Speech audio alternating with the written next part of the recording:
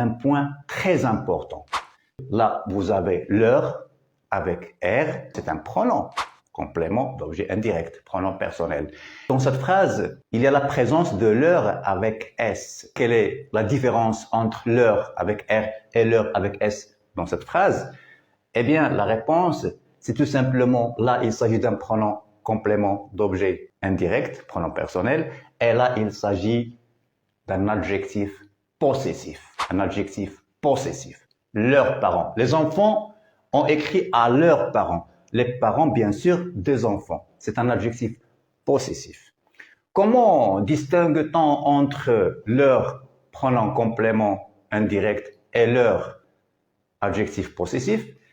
Il y a une astuce qu'on peut retenir pour distinguer, pour ne pas confondre les deux. C'est que leur avec R est suivi d'un verbe et leur avec S est suivi d'un nom. C'est ça la différence entre l'adjectif possessif, leur, et leur, c'est un pronom complément d'objet indirect. Alors, vous allez essayer de répondre à cette question affirmativement par oui et négativement par non, tout en remplaçant le groupe nominal COI, complément d'objet indirect, à Marie par le complément indirect qui convient.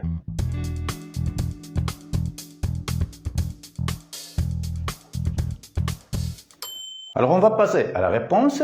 Dans cette phrase, nous avons un groupe nominal COI à Marie, féminin singulier, on remplace par Louis. Qu'est-ce que ça va donner? Oui, cette robe, Louis, le verbe, lui va bien. Oui, cette robe lui va bien. Est-ce que cette robe va bien à Marie? Oui, cette robe lui va bien. Non, cette robe ne lui va pas bien. Oui, cette robe lui va bien. Non, cette robe ne lui va pas bien. Vous allez essayer de répondre à cette question. Est-ce que Marie obéit toujours à son père en remplaçant le groupe nominal COI à son père par le pronom complément qui convient, lui ou leur, tout en répondant affirmativement et négativement à la question?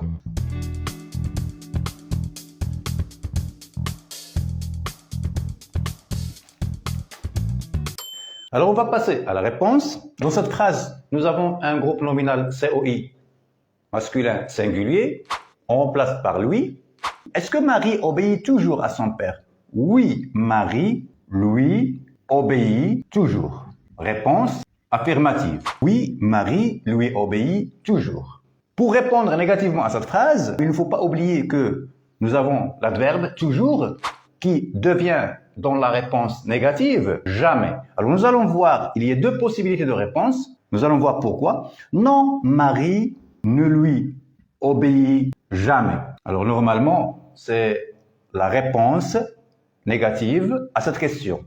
Est-ce que Marie obéit toujours à son père? Non, Marie ne lui obéit jamais. Mais on peut quand même répondre d'une autre manière. Non, Marie ne lui obéit pas toujours. Ne lui obéit pas toujours. Donc ça dépend du contexte de la phrase. Ou bien ça dépend de la situation de communication dans laquelle la question a été posée. Non, Marie ne lui obéit jamais. Non, Marie ne lui obéit pas toujours, c'est-à-dire parfois. Alors, essayez de répondre à cette question. Est-ce que tu as dit à tes amis de venir à la fête? Affirmativement et négativement, tout en remplaçant le groupe nominal COI à tes amis par le pronom complément qui convient.